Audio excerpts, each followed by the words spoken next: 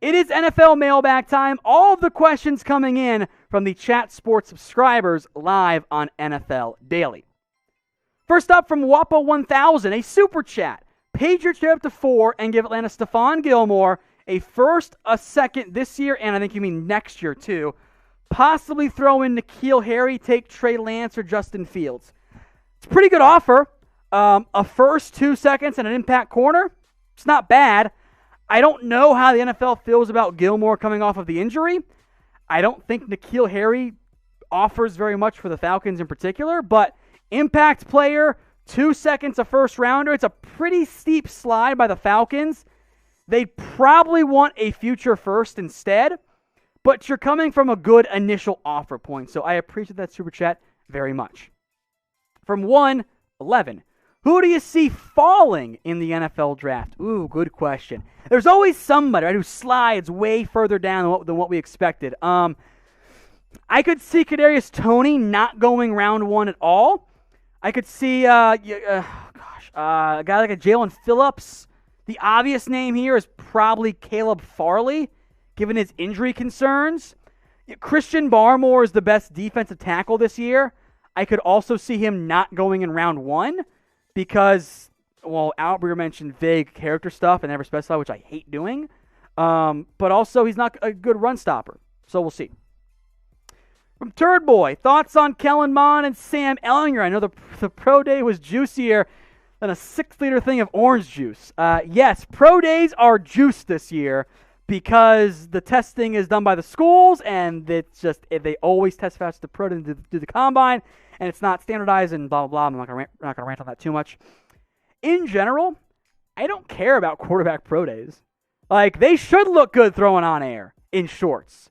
Like, it's all scripted. They know what the throws they're doing in advance are. So, testing-wise, sure, that matters to me. You know, Ehlinger is kind of more of a battering ram quarterback than like a true, I don't know, Lamar Jackson, Vince Young style athlete with the Texas kid. I don't care that much for either guy. I got a 4th, 5th round grade on Kellen Mond and 7th undrafted for Ehlinger. I don't think those guys are going to be starting quarterbacks. Mond, though, definitely has more upside. From Jeff in Bama, the Browns' first-round pick will be a receiver with size and speed. What do you think? In that case, you're looking at Terrace Marshall probably, or maybe Rashad Bateman out of Minnesota. I don't mind that pick. I think they might look defense, but I do think at some point the Browns take a receiver. I don't mind it. Maybe there's a defense guy that they want more instead, but if Bateman or Marshall are there, I would not be upset with that at all. So who is your favorite draft prospect in this year's class? Who is it? Any player that you just love more than others out there? Get your votes in for me on today's pinned comment. So if you get the ad break here on YouTube, scroll on down and get your votes in. From Cam to Goat, will Washington draft a linebacker in the first round or trade up for a quarterback? Of the two, I think a linebacker is more likely. If I were Washington, though, I would trade up for one. I would go get Fields. I would go risk it all for Trey Lance and get my long-term answer at the position. From Akil, top 6 cornerbacks this year based on pure talent. Okay, I've got, in order, not factoring in injury outfield stuff, Caleb Farley, Surtain, J.C. Horn, Greg Newsome, Kelvin Joseph, and then Asante Samuel. Those would be my top 5 guys, or top 6 guys. Tiny Uzi Vert, Falcons takes 10 if they move down to number 9. I do think that's who they would be targeting. They need another corner opposite A.J. Terrell. If they move down to 9, it's one spot in front of the Dallas Cowboys, who I think are the favorites right now to take Surtain in the first round. So if the Falcons were to move down to number 9 and trade with the Denver Broncos, I do think Surtain would be at least near the top of their preferred draft target list. Although maybe a team like the Cardinals or Eagles or Cowboys say, nah, screw you, Atlanta. We're going to jump up to 8 or 7 and take that cornerback before you do. Now, the NFL draft, folks, it's less than 2 weeks away. In fact, it's like a week away at this point. So join us for this year's NFL draft. We'll be live by 7 p.m. Eastern on YouTube and on Facebook. If you want analysis of every single pick and those picks coming in before the major networks have them, hit that big red button and subscribe and help us be the #1 most watched NFL draft coverage once again. From Nicholas Pinnell, is Javonte Williams a good fit for Seattle? Rate 1 to 5. I think he's a good fit in terms of play style and just talent, but Seattle does not need a back because they have Chris Carson and Rashad Penny and DJ Dallas and Travis Homer and Alex Collins. Like, they don't need another back. So because of that, I'm going to rate it lower and put it at like a 1.5 out of 5. From Caleb Mayberry, who is going third? I don't know. We had the Mac Jones hype after the trade, the Justin Fields hype after his pro day. I'm sure we'll get plenty of Trey Lance hype after his pro day on Monday. Take your pick. I don't know yet. I think the Niners have disguised it pretty well at this point. So check in with me on the Wednesday before the draft when my final NFL mock draft hits. From Miami Mel, Orlando Brown traded the Dolphins. Maybe give up pick number 18. If Orlando Brown is willing to be a right tackle, now he said, or at least reportedly said, he wants to be a left tackle, like his dad, and it's not about the money. If that's the case, then no, because the Dolphins are probably going to keep Austin Jackson there on the left side. If he is down to be a blindside protector and is willing to get paid like a top-end tackle, which I'm sure he is, as kind of helping to get that ball going, I think that makes some sense. 18 is, I mean, it would do it. I think get it done. I would offer my early second-round pick instead, but I do think 18 would get it done for Miami. I just don't know if he really wants to be a right tackle at all. From Timo Blankenbeller, if I got that wrong, I'm sorry. Who do the Raiders pick at 17? So a couple names here. Maybe Christian Barmore, probably not. This is the beginning of the Trevon Merrick range at free safety out of TCU. Tevin Jenkins or Christian Darrisaw, two names that jump out to me. Darrisaw would be a foot from the left side to the right side. Tevin Jenkins, meanwhile, I think is the best pure right tackle in this year's class. If I were Vegas, I would take Tevin Jenkins and feel great about it. All right, from Julian Murray, what should the Patriots do? Sell the farm and go get Justin Fields. If he's there at 4, I'm calling the Falcons and I'm going, hey guys, hey, what do you want? We will give you all of it. Because Cam Newton is not your long-term guy. Like, he's simply not going to be that player for you, especially at this stage in his NFL career. If you can get a franchise quarterback, heck yeah, go get him and set yourself up for the long term. Arrigo Munger, Bears draft cornerback Thomas Graham, good stats, can tackle. Look at him, he does have good stats. A lot of pass breakups before he opted out this past year. I'm thinking early day 3, late day 2, probably where he ends up going. In general, I don't care that much about tackling for corners unless you're a nickel corner, which Graham might be in the NFL, which is fine. So if you want to take someone and make him your Buster Screen upgrade, yes, I have no issues with that whatsoever if you are the Bears. From Goldblood 21, if Mac Jones isn't the pick at 3, where does he end up? I don't think Denver takes him. Lions, Panthers have new quarterbacks. Do the Patriots at 15 take him? Does he slide to Washington or Chicago? The Mac Jones at 3 makes it easy to do mock draft stuff because it's great value for Lance or Fields at that point. If Jones does not go 3, I don't think Denver takes him. So I'm looking at the Patriots at 15. I think worst case, though, 19-20, Chicago, Washington, Washington, Chicago, right order there.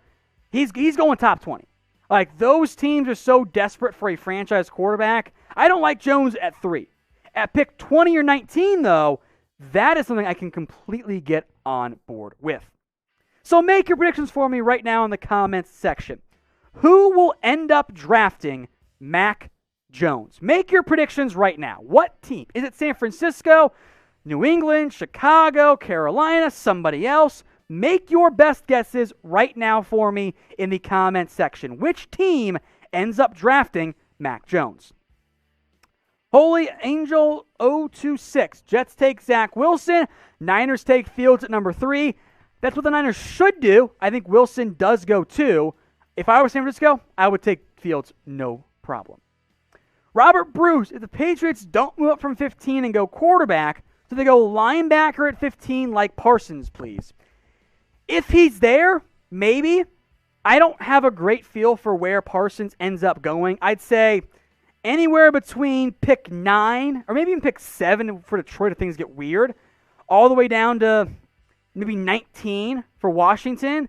That feels like his pretty realistic range, unless those off-the-field character stuff, which, again, Googleable, hazing stuff from Penn State. If those are a concern, he might slide a lot more. From John Michael Crouch, will Horn be available for the Cowboys if they trade down with the Bears? No. I mean, it's possible, right? But I see teams like the Philadelphia Eagles, like the LA Chargers, like the Arizona Cardinals, like, the Las Vegas Raiders, who all could use a corner. I don't see J.C. Horn getting out of the top 16 this year. With Caleb Farley's injury uncertainty, I think putting him behind Horn, if you move down to 20, you're not getting J.C. Horn if you're the Cowboys. I think by that point, he's pretty long gone. So it's a fun idea. I just don't think it's really likely at all for the Dallas Cowboys of a potential trade down. He's just going to go too soon. Plain and simple. From Terry Crews, percent chance Seahawks bring back KJ Wright. 20-ish? It's possible, especially in light of the Alden Smith stuff today, or on Monday, excuse me. If the cost gets low enough, that is how KJ Wright comes back to Seattle. Like, if he drops his price tag a lot, it could happen. It gets difficult, though, because Wright does not want to take less money. So if the money's the same, he'll go back to Seattle and try and cash in again next year. The problem is he wants more money, as he should after his year that he had, than what I think Seattle is willing to give up. So because of that, it's difficult to figure out exactly what ends up happening with KJ Wright. So make your predictions for me in the comments section. Where do you believe KJ Wright is? Is it Seattle? Could the Niners? Could the Jets make a run at him? Let me know what you guys think in the comment section. Where does KJ Wright end up signing? JP the God, what round grade do you have on Aaron Robinson, the cornerback out of, you mean UCF, not USF? I have a 3rd round grade on him. He is my number 1, 2, 3, 4, 5, 6, 7, 8, 9, 10th corner in this year's class. I like him as a nickel option. I liked him a little bit more than what I thought I was going into his study. He's almost a round 2/3 corner for me. He's right in that range. There's a drop-off after him. So if you want to spend a top 75 pick, even maybe top 60 pick on him, it's not really much of a reach. It was funny because he is not actually 6'1", 193. Well, go and put up there, Producer Sam. Like go put it up. You're good. UCF, and these programs do this all the time, they like to lie about a player's size. In reality, Aaron Robinson is 5'11", 1/2.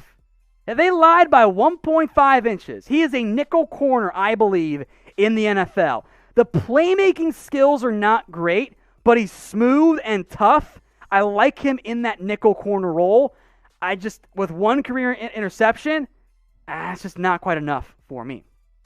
From Mike Dibble, hey Tom, what are your favorite 3rd or 4th round prospects? So I will go with guys who I have graded in that range, and not guys who I think go in the 3rd or 4th round. Bobby Brown out of Texas A&M, like him a lot, a one technique. I like Tommy Togiai from Ohio State too. Let's see, I got Tommy Tremble, tight end Notre Dame. He's good there. I've got let's look a 4th round guy. I don't like those guys. Offensively, there's a bunch of receivers I have there. Tutu Atwell, Nico Collins, Josh Palmer, a sleeper out of Tennessee. There's some good guys to get early on day 3. From the Dilla S. For the Bengals, Penei Sewell or Jamar Chase? I believe it's going to be Jamar Chase. I think the Bengals are going to go receiver round 1 and still get a very good offensive lineman at the top of the second round. From SM Ducky, where does Richard Sherman land? I don't know. I said before free agency began, the Jets. I still think they're a contender. If New York does not go cornerback, especially in round 1, I think those odds are increased. But as of right now, I simply don't know.